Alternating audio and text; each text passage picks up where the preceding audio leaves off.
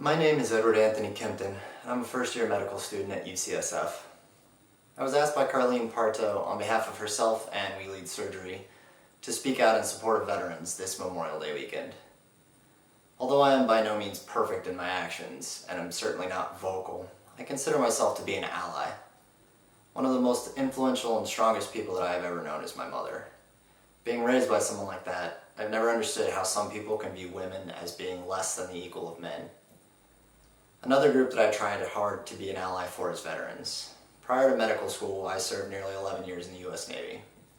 I started as a hospital corpsman, completing 2 deployments on a ship. Then I joined Naval Special Warfare and completed 2 more deployments to Iraq, then 1 to Afghanistan.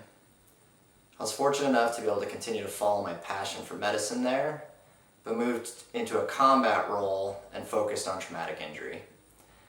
It never really occurred to me how important my time in the military is to my identity until I came to a place where very few people have any experience with the military or veterans. I came from a conservative rural town, the kind of place where people are pretty vocal about supporting the troops. Conceptually, I always understood that Memorial Day was a day to celebrate people who have given their lives in support of our country. Even so, it was mostly just a holiday. It was that first weekend of summer. People would come through town with their boats on their way up to the lakes. When I got into the Navy, there was quite a bit more formal stuff around it. A lot more American flags. But it was still pretty much just a holiday. It was a long weekend to celebrate America, as long as you weren't deployed. The longer I stayed in, though, the more personal it became. I began to find myself surrounded by people who had reasons to be more somber on Memorial Day. By the time I got out, I had quite a few of those reasons myself. Unfortunately, it doesn't end when you get out either. By now, I have more than a dozen reasons to be somber on Memorial Day. It can be pretty hard when the people you used to raise a toast with are now the people you have to raise a toast to. While we may not be able to bring all of our friends home alive, we do bring back scars, invisible scars, with names like PTSD and depression.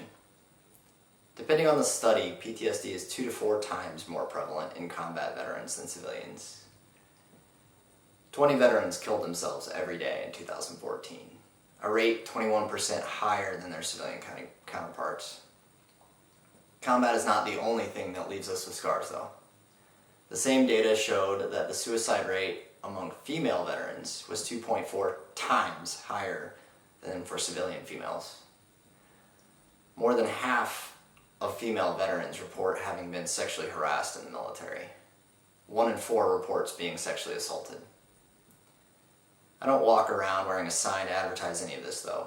I don't tell everyone around me that they should be extra careful of how I feel or what they talk about in front of me. It's very hard to talk about things that are this personal. It's hard to expose those wounds to others. The unwillingness to talk can pretty quickly become a fear of talking. Then isolation usually follows. Even surrounded by people, you feel pretty isolated when you feel like you can't tell anyone what's on your mind. It can be even more frustrating near Memorial Day when you are freshly reminded of your scars, while listening to people talk about what they plan to do with their holiday weekend. I was asked to consider a time when a classmate did something supportive for me.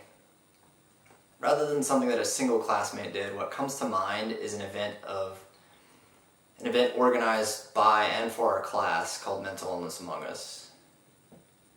It is an annual event in which the whole first-year class comes together and creates a safe space for people to share their own struggles with any sort of mental illness. Despite being a terrifying experience, it was also really empowering. I was able to share things with my class that I had never told anyone other than my few closest friends and family.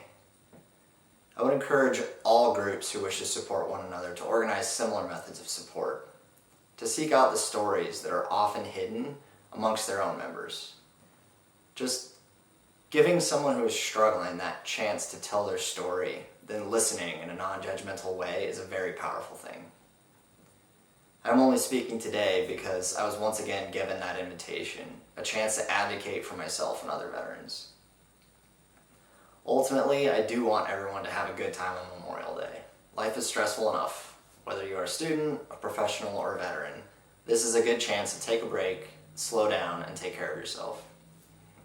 As someone who hopes to keep people healthy for a living, though, I think it is important to take a little time out of this weekend to address how hard self-care can be for veterans. If you are a veteran who struggles with Memorial Day or something else, try talking to someone about it. It can be as simple as telling them what Memorial Day means to you. If you are someone who knows a veteran, or knows someone who has friends or family that are veterans, ask them how they are doing. Ask them if they would be okay telling you about their story. Give them the invitation that they need to stop feeling alone. Even if they choose not to take you up on it right now, it will make a difference. Thank you.